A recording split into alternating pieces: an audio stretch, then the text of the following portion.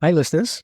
Hey, Hello, Foxy. listeners. Hello, Warwick. That's got to be episode 634 where we talk over the top of one another in the We're getting so good at it, Nick. It would be a shame to stop. It would be. We're on such a good thing. Oh, but now our listeners wouldn't know what's going on. They're like, keep pressing rewind on Spotify going, hang on, what's going on with my audio? I think it's the 15-minute forward thing. They do it all the way through the episode. Skip through all the crap at the start. Yeah, okay. Let's get to it. All right. What do sprinters eat before a race? Ooh, nope. Nothing. They fast. Oh, they're so fast. That's one of your best Google jokes yet, Coxie. They are all Google jokes. I'd make none of these up. I take no responsibility for my jokes at all. Or we're going to blame Google, your problems. Can we do that? We might have to. There's probably a long list of people we could blame for our problems. Well, I can think of a few. I've blamed a few people for my problems in my lifetime. I'm old enough to have racked up a long list of blaming. And there is my lame attempt at a segue, listeners. In fact, we're not talking about blame or responsibility or ownership or any of that coaching stuff. We are talking about a different C word today, Coxie. Now, everybody's heads are going to go straight to the big C word. Cash.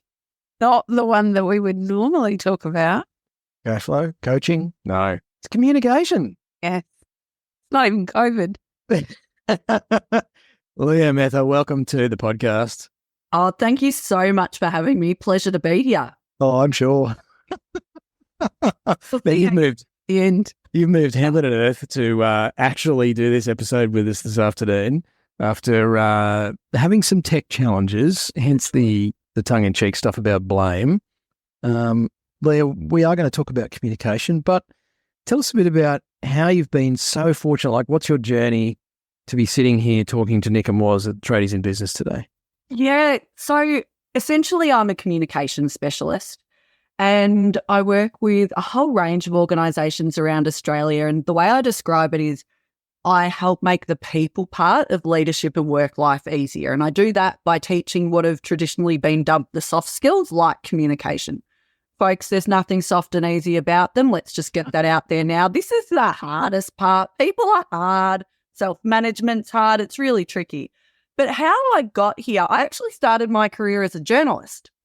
So communication in that space. I was a news journalist in regional Victoria. I'm a country girl down in Gippsland. And then I went into corporate communications for a while, working in the water industry. So still very much in that space. And then I had my kids. And I had 3 kids in 3.5 years. Some people called me crazy and I called it efficient type A personality. You were way right there.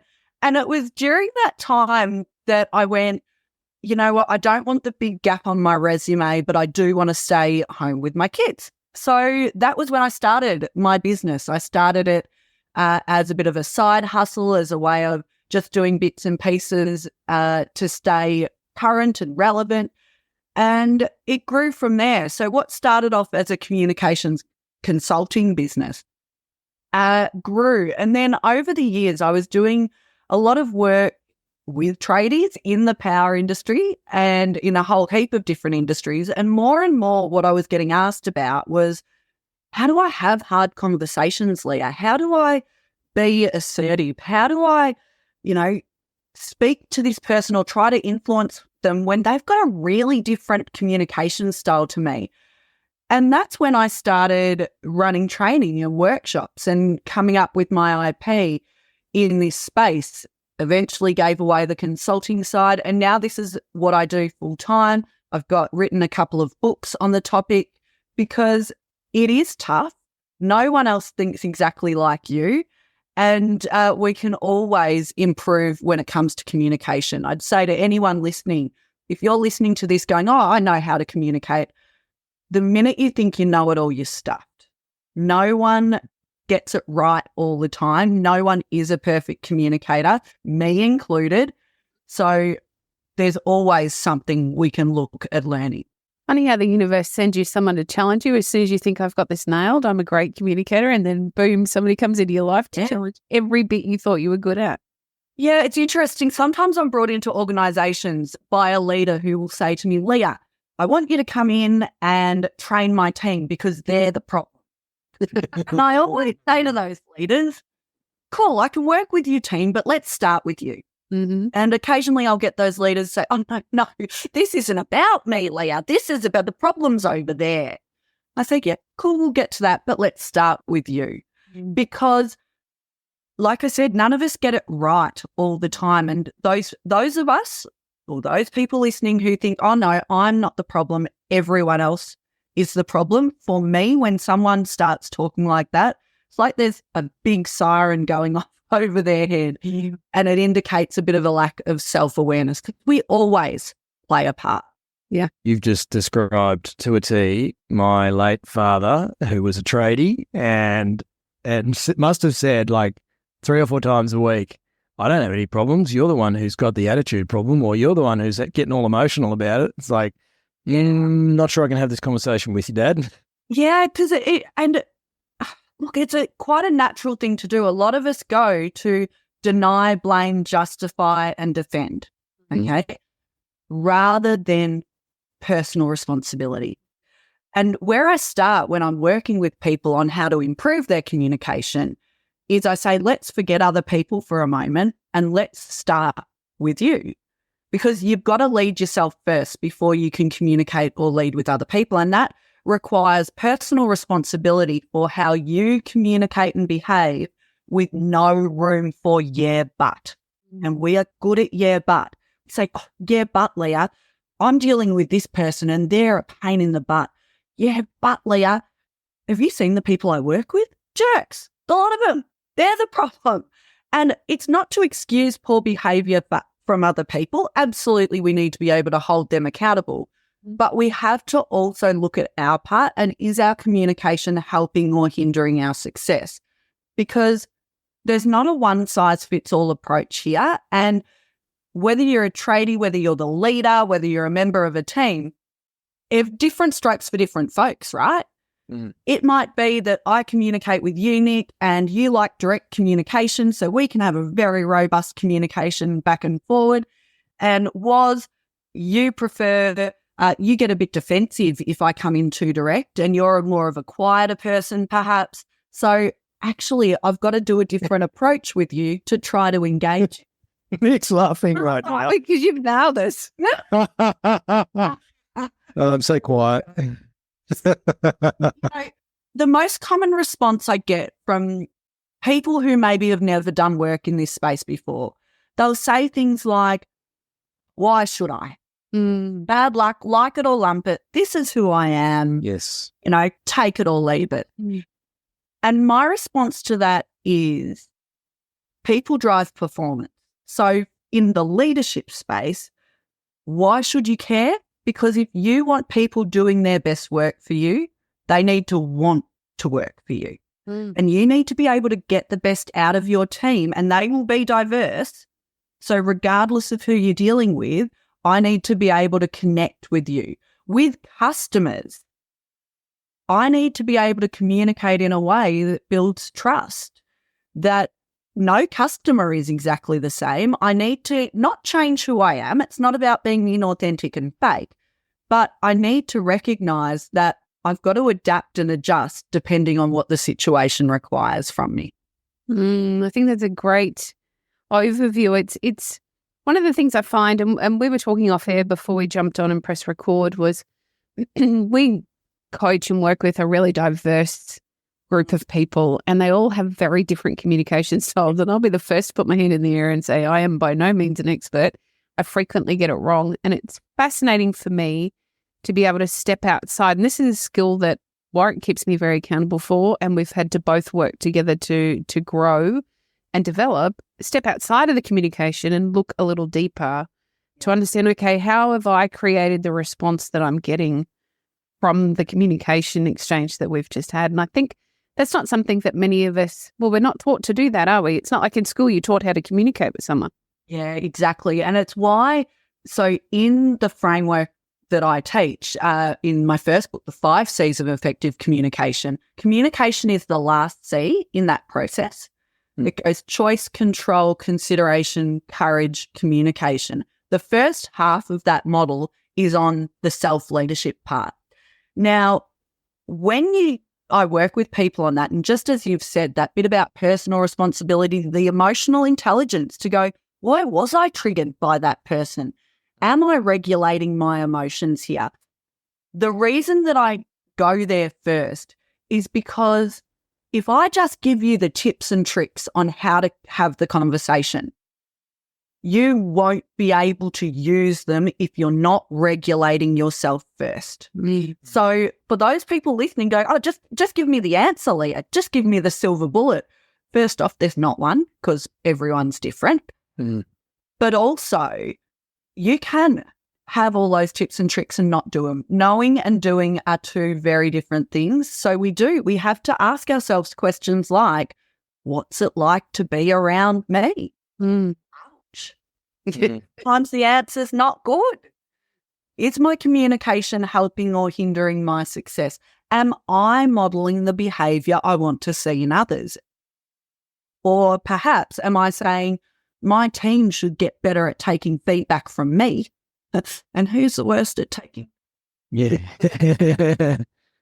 Setting the worst example. Yeah. It all seems so logical from a male point of view, but it's it just seems obvious and common sense that I would have to be sorting myself out before I can communicate better with others. And yet so many of us, myself included over the years, make it about everybody else.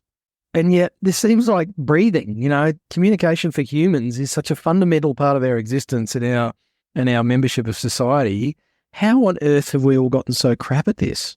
Yeah, there's so many ways I could answer that. A couple of things that I would say is common sense is not common. Correct. My version of common sense and yours might be really different because we've all got different experiences, truths, ways we were raised, backgrounds. And that's one of the key issues that I see cause conflict in communication. We make assumptions that everyone else thinks like us. The other thing I would quickly say there is don't confuse simple and easy. You're right. It is simple. A lot of this stuff it makes sense. I get it. I need to manage myself first. But we are emotion-driven beings as humans. So as much as we like to think we're creatures of logic and we're very rational, all humans are emotion-driven beings. So it's hard. It is really hard work. It takes a lot of courage and vulnerability to be able to not go to the blame, shame spiral and instead look at ourselves and take personal responsibility.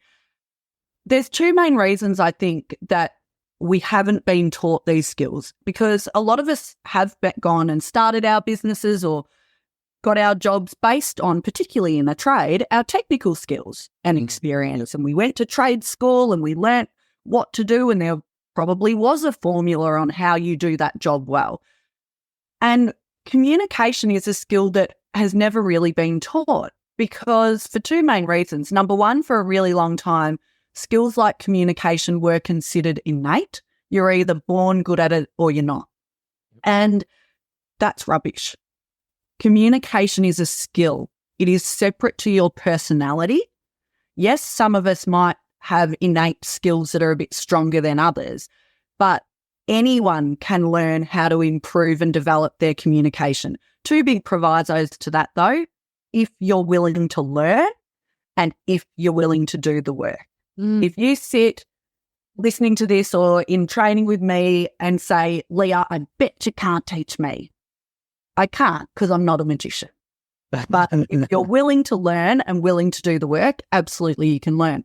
The second reason for a really long time these skills haven't been the focus is because probably, I reckon, until the last 15 years or so, they were seen as the fluffy extra, and the name soft skills didn't help. Yeah. The name soft skills comes from the US Army, and it was shooting a gun and driving a tank was a hard skill, and every other skill in the world was a soft skill. But where it's got confused over the years is people going, soft skills means it's fluffy and light and soft and not as important as my technical skills. And the world's really waking up to that, the fact that actually if you want to future-proof your career, these skills are essential. And it's not just me saying that. It is the likes of Google, NASA, Deloitte Access Economics. They're all saying the same thing, that the future is in soft skills, because whether it's AI, technology taking over, a lot of the technical skills can be outsourced now. So if you're a tradie, what sets you apart? If you're a plumber and you're an excellent plumber, but so are a whole heap of other plumbers, what sets you apart? A lot of the time, it's the relationships, it's the connection, it's the people part. And that's what we have to start investing in developing more. It's a big one. Sorry, Nick. As you you can start talking and I'll talk over you if you like, just so we can continue with the theme of crap communication. It's a big issue with teams. You talked about, obviously working with leaders and you named some big corporates. For a lot of our listeners and certainly a lot of our clients who have staff or teams, it just baffles them as to how to communicate with their team members and build relationship, which is something that you mentioned just now, Leah, that I think is something that I think a lot of people miss, the fact that communication is actually about relationship. You can't have a relationship without communication. Yeah, and so's influence. So those people who come to me and they say, Leah, I want to increase my influence in the workplace or as a leader, my very first response to that is, cool, build your relationships. Mm. Because influence is all about relationships. The more I know you and like you, I don't have to be best friend with you. It's not about that. But if I know you, I have a relationship with you, then I'm more likely to give you my time and listen to what you have to say.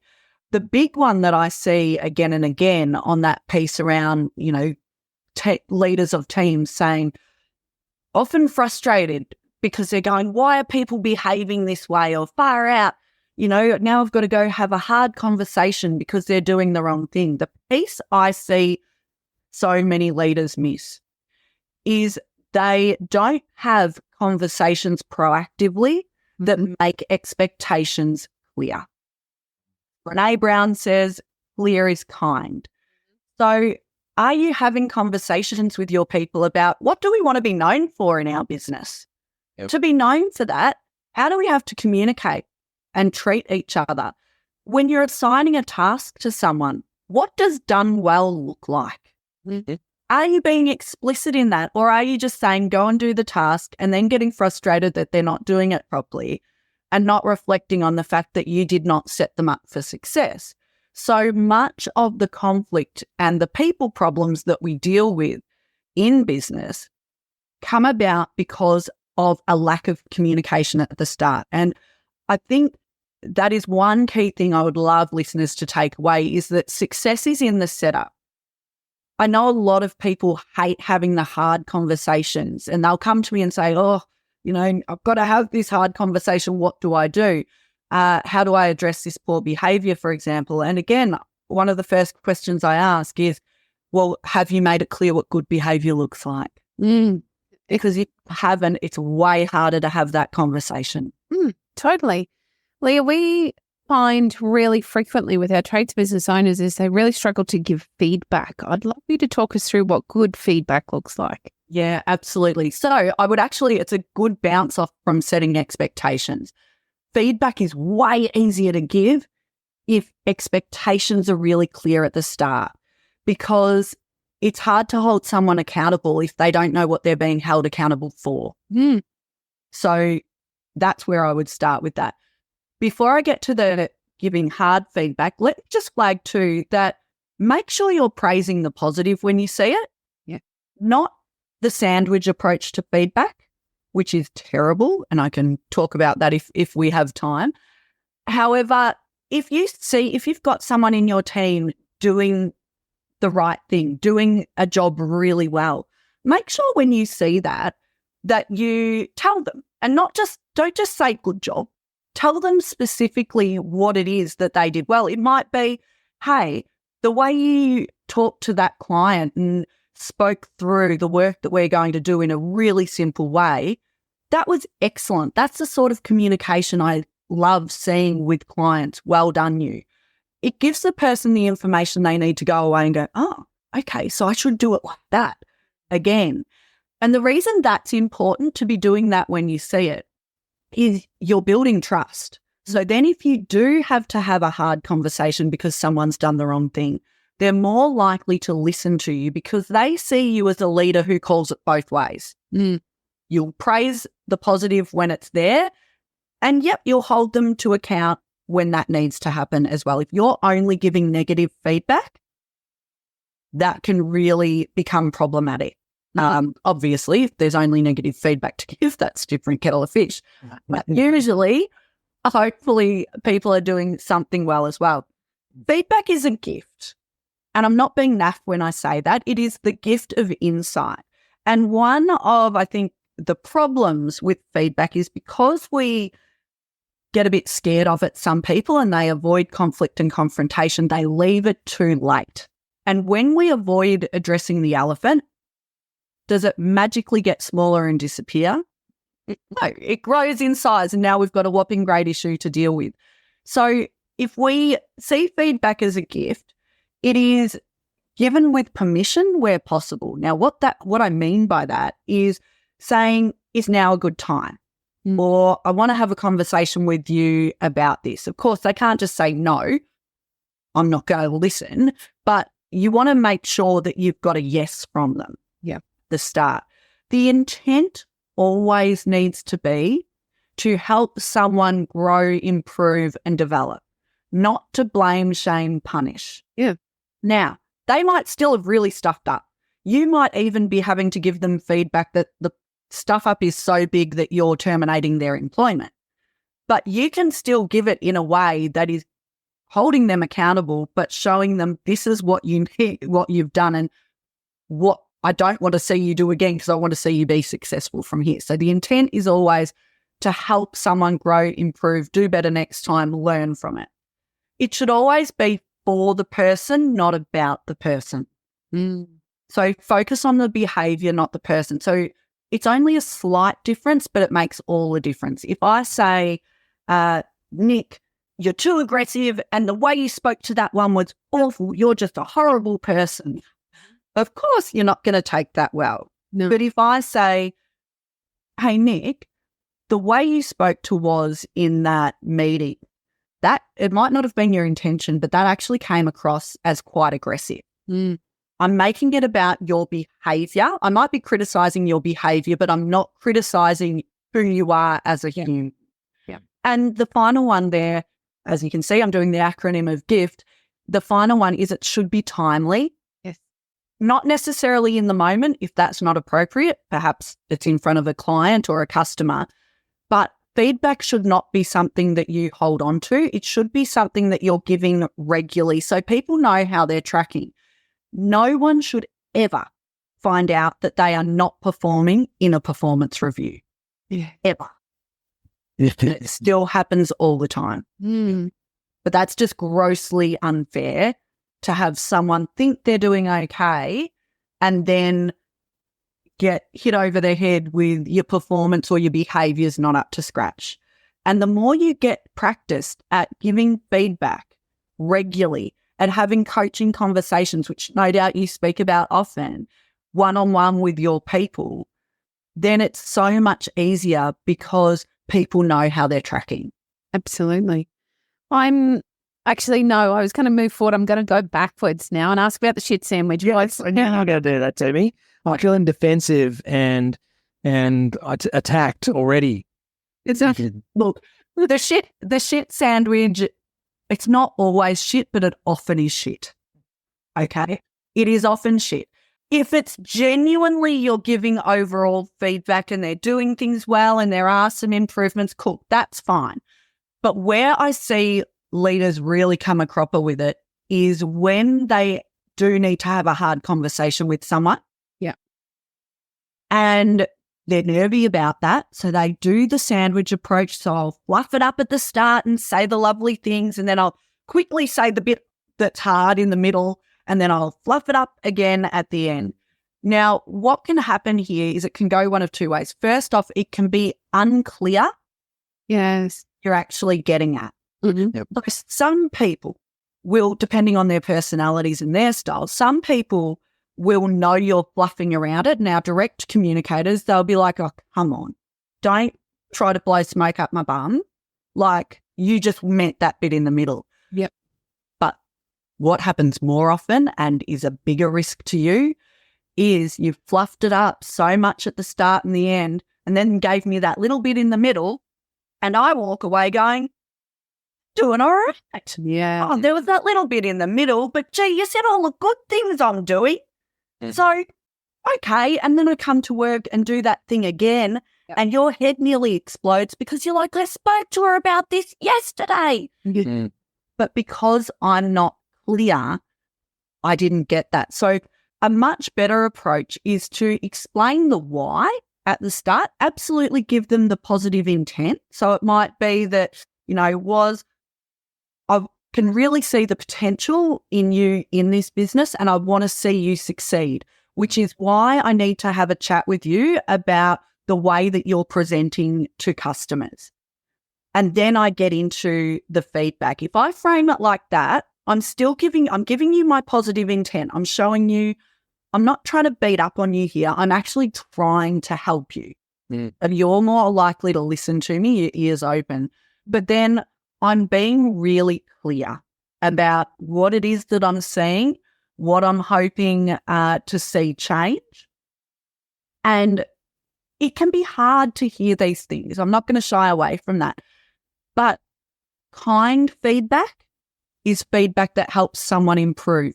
Nice feedback is not kind.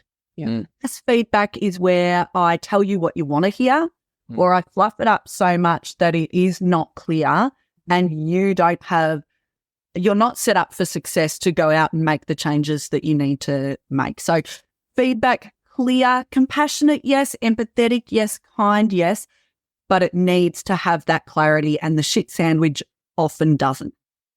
It's the best summary I've heard of that. And you're absolutely right. When I think about times I've been dealt a shit sandwich myself, it's usually from someone who isn't particularly strong at communicating. So they're relying on that to be able to have that difficult conversation, and therefore it doesn't come across the way it needs to. It's a really good explanation. I'd like to talk about the differences in assertiveness and aggression. And I'm thinking about the people that we broadly talk to on a day-to-day basis.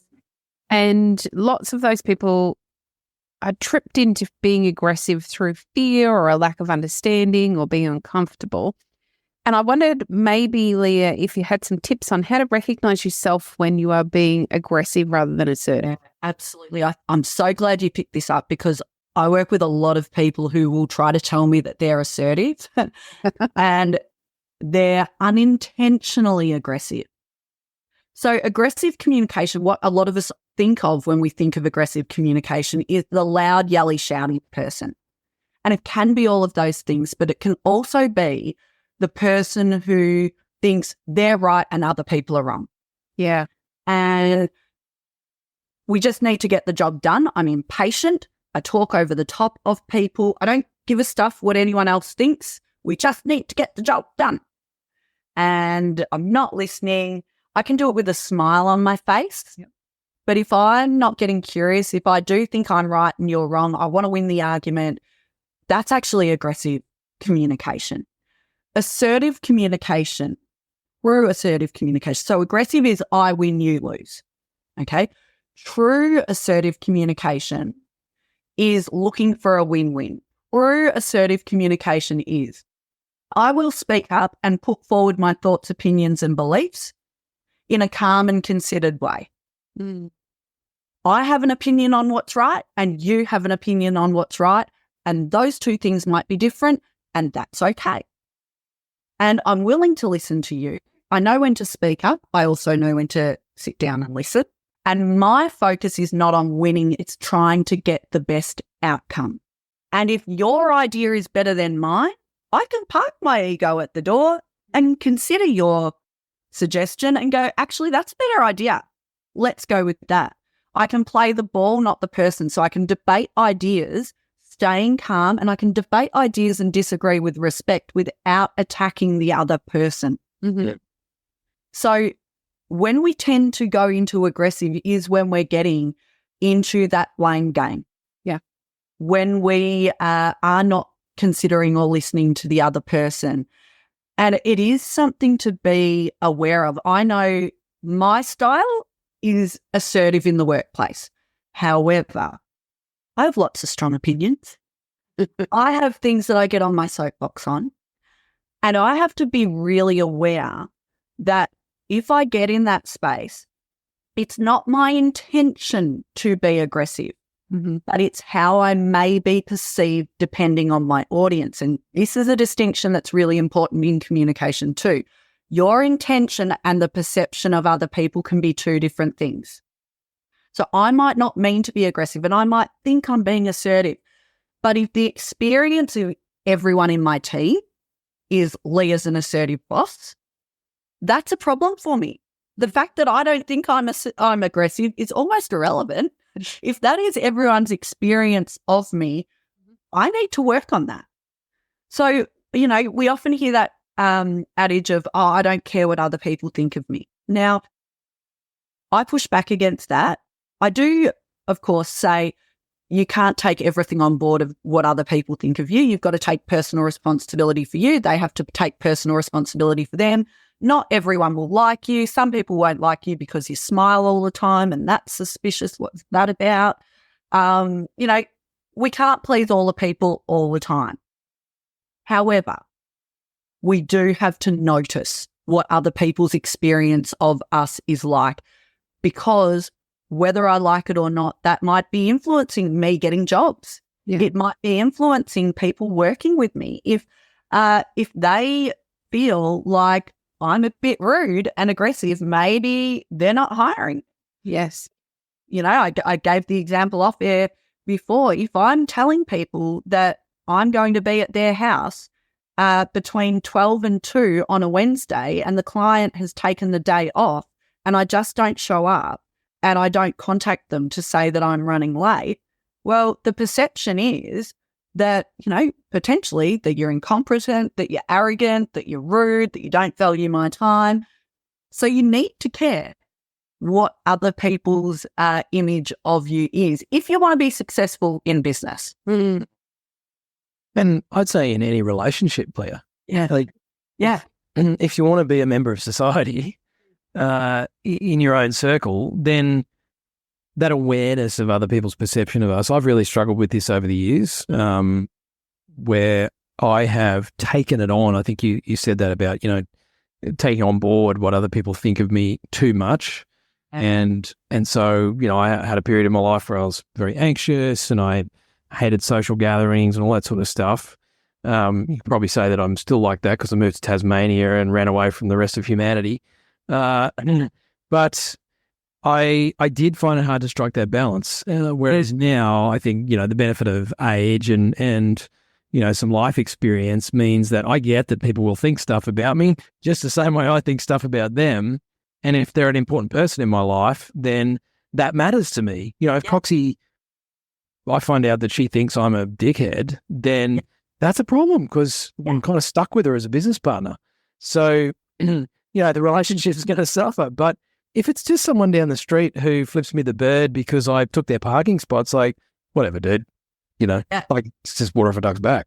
Yeah. And I think this is part of the challenge, right? Because again, the human experience is so nuanced. You're spot on. It's not about caring what everyone thinks, or that is a recipe for a whole heap of anxiety. You'll try to please everyone else. You'll end up breaking all of your boundaries and being resentful and miserable. And that's an awful way to live. But for the people that matter, we need to care. Yeah. And if we care about our clients and we want to be, where I often start with people is I ask them, what do you want to be known for?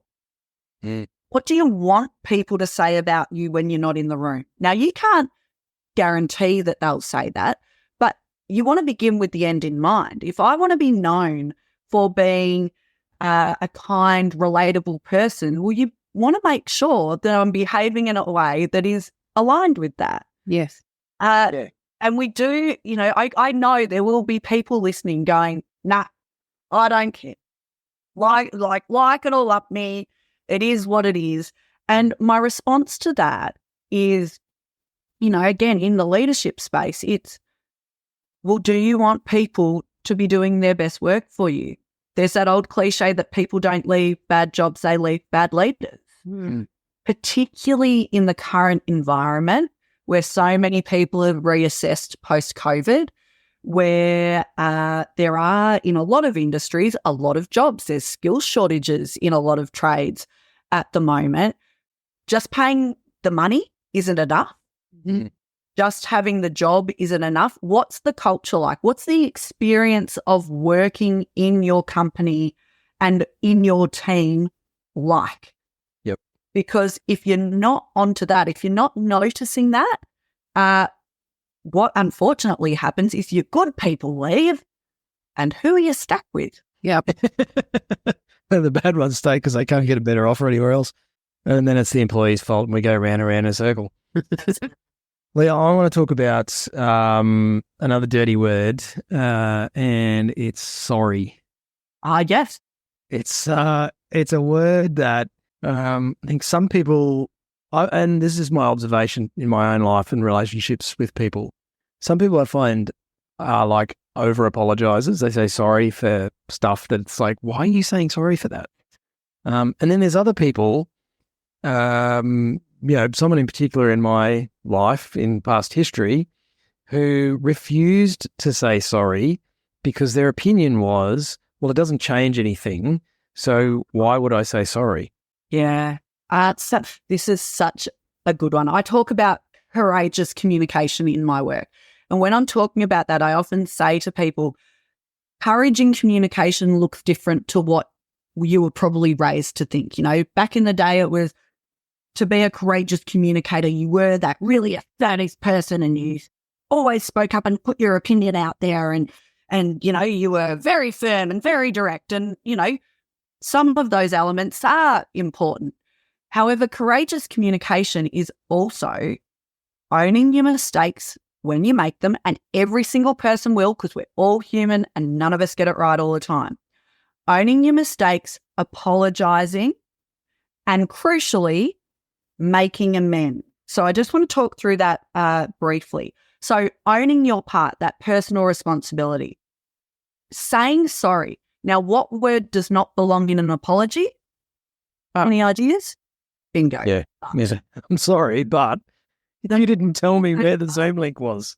The minute you say but, you negate the apology. Yeah. So, I'm so sorry I yelled at you, but I'm just so stressed out at the moment. No. No. I'm so sorry that I yelled at you. I should not have spoken to you like that. Full stop. I'm owning my part. Now, the fact that I'm stressed out may be relevant, and I can still add that as context, but it's the next sentence. Yeah, that's right. I am really stressed out at the moment. Clearly, it's impacting my communication. I need to do something about that. That's fine. You can add it as context, but don't tie it to the apology. The make amends bit is crucial too, because some people get very good at apologizing and they don't change their behavior. Yeah. So I might be saying sorry, but if I'm screaming at you every day, well, I don't care that you're saying sorry to me, Leah. Can you just stop screaming at me? Would be lovely. So we've got to try to change the behavior. I have seen this play out. I saw a manager scream at a team leader in an open planned office and storm out. And he had a meeting with her later that day on something else, a totally different topic. And he pretended like nothing had happened. And he just was really nice to her in the meeting, didn't acknowledge the screaming, just pretended like nothing had happened. And she lost all respect for him, and so did everyone who saw it happen. What he should have done is, after walking away and realising that what he'd done is wrong, regardless, even if she had made a mistake, his response was not okay. He should have owned it, apologised privately to her, and then in that case, he should have addressed it with the whole team and owned the fact that that behaviour was not okay. On the flip side, as you said, was some people over-apologise, and that's what we usually see from our passive communicators. Yeah. The people who are the people pleasers who, I'm so sorry. And sometimes that can actually get really problematic because, again, they're apologizing all the time, but maybe they're not changing their behavior. And you're thinking, far out, just stop with the apologies. And can we try to improve here? So it is a key element of courageous communication. And for those listening thinking, oh, but if I admit that I stuffed up, people will think less of me. In fact, the absolute opposite is true. If you model being able to put your hand up, own it, and apologize when you get it wrong, it builds trust. That vulnerability builds trust, but also you are modeling to other people what you want to see in them. Because if you want your tradies to, if they stuff up, you want them to come to you and tell you. That's right. Mm. Then you have to be showing them what that looks like and that it's safe to do that. Because if someone comes to you and says, oh gosh, I'm so sorry, I've made a mistake, and you just ream them, you just scream at them and punish them, well, guess what? People start hiding their mistakes because, gosh, I don't want to get my head bitten off. So you can be frustrated, you can be annoyed, but am I looking for the learning there? Yeah.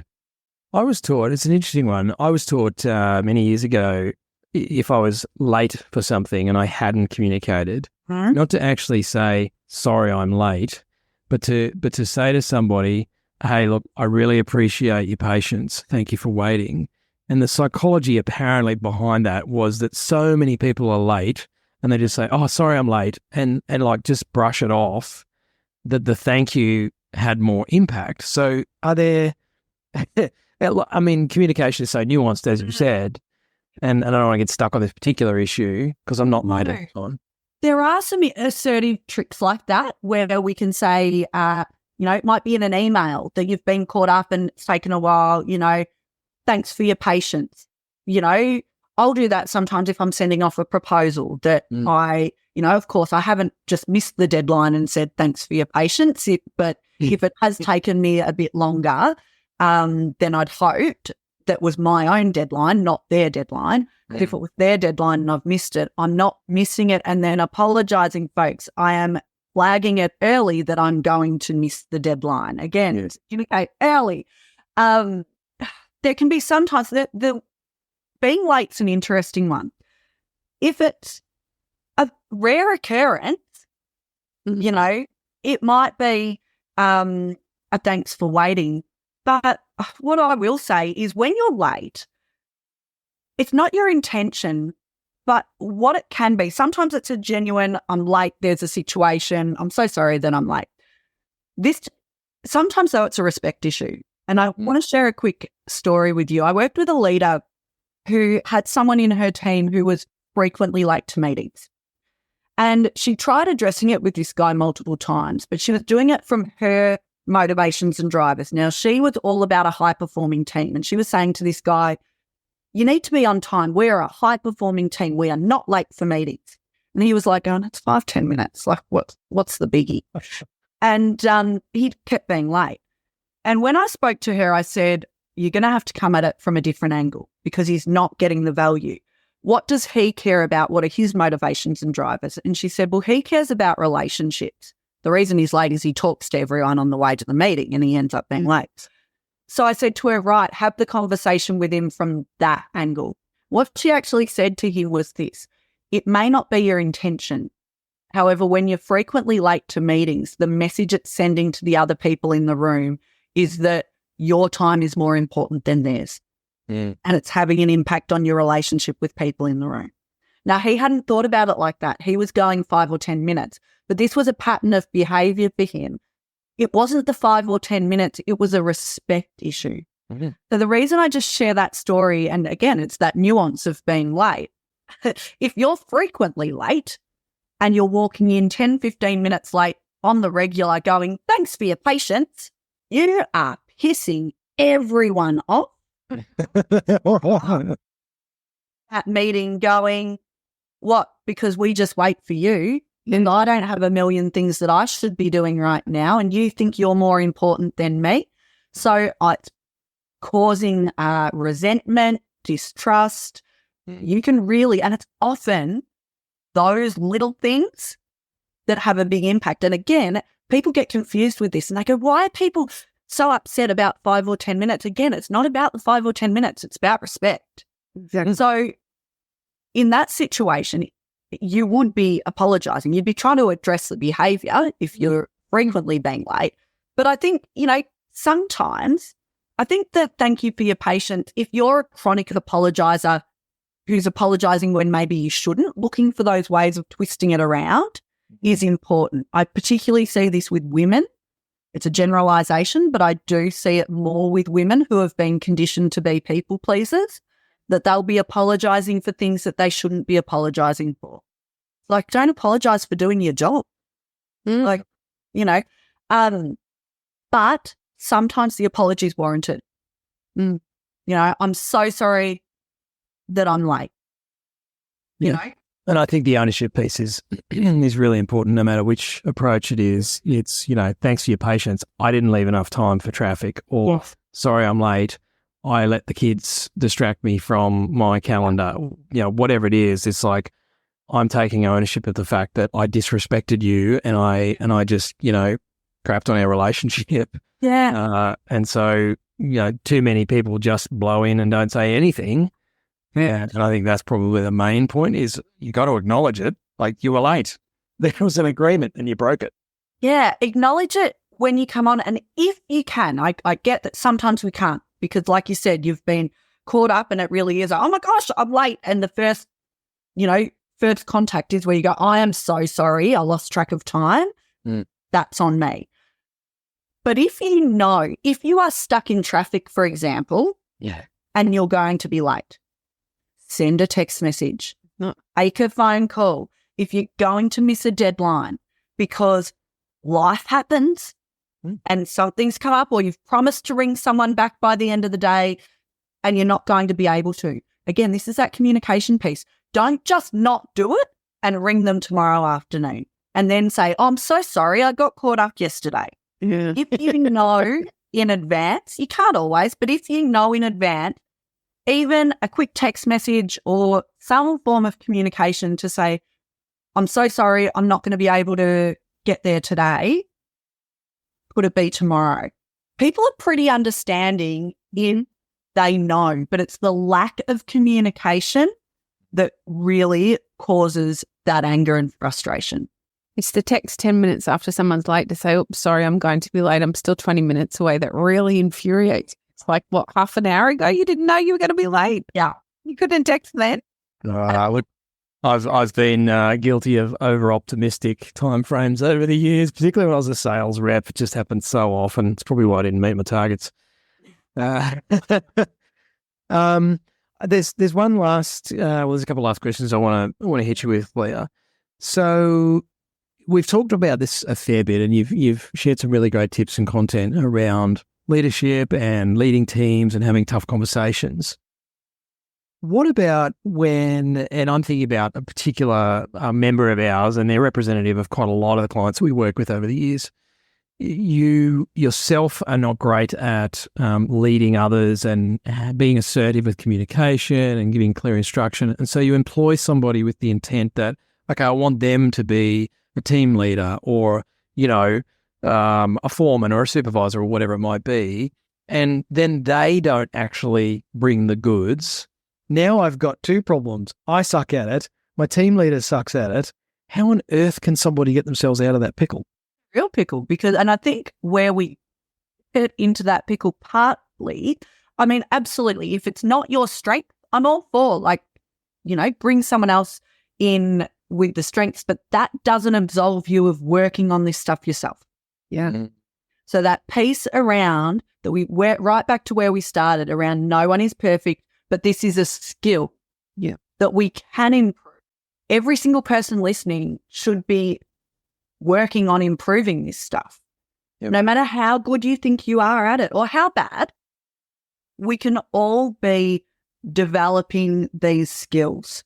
And I think, even thinking that through, I think part of the problem is recognizing the need for these skills. I often talk about the difference between management and leadership.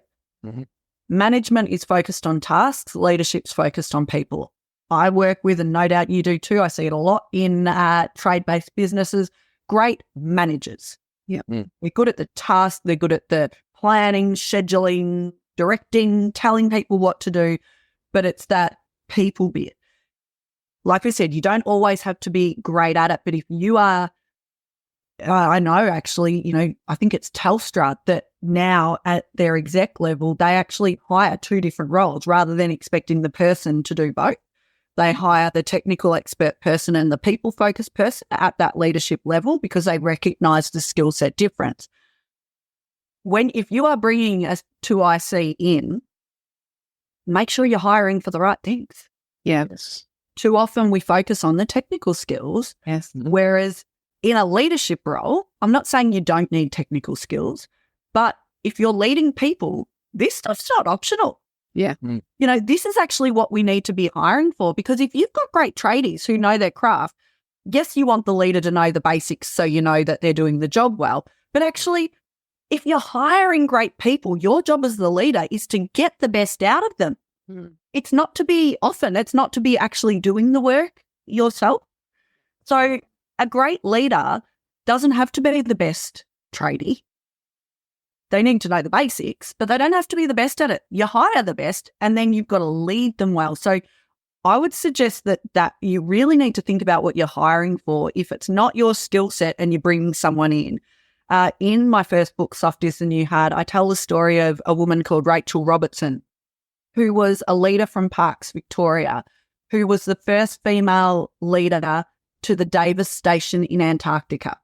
And she led down there for a 12-month stint. They hired her off the back of exactly what we're talking about, her human skills, her communication. She'd been to the snow once on grade 6 camp. They hired her for her leadership, and then they put her through 3 months intensive training on how to manage the cold in Antarctica and how to lead in Antarctica, because they recognised that teaching the technical skills was easier than teaching these skills can be taught, but they take real conscious effort and time. So if you are hiring, I really urge you to consider hiring for the right skill set, because otherwise, exactly as you said, just bringing another person in who's a good tradie and giving them a title of supervisor, if they don't have the right skills, you're just creating a double problem. Love it. All right. I've got a question that I ask almost all of our guests, Leah, and that is, if you had 1,000 trade business owners in a room, what is one piece of advice you would love to leave them with? Oh, take personal responsibility for how you communicate and behave with no room for yeah, but. Start with you. I love it. That's very clear. Following your own rules. Yeah, you have to, right? You have to take personal. I'm being a bit cheeky. The follow up to that would be then ask yourself that question: what do I want to be known for? As an individual leader, as a business, what do I want to be known for? And then it's take personal responsibility for living true to that.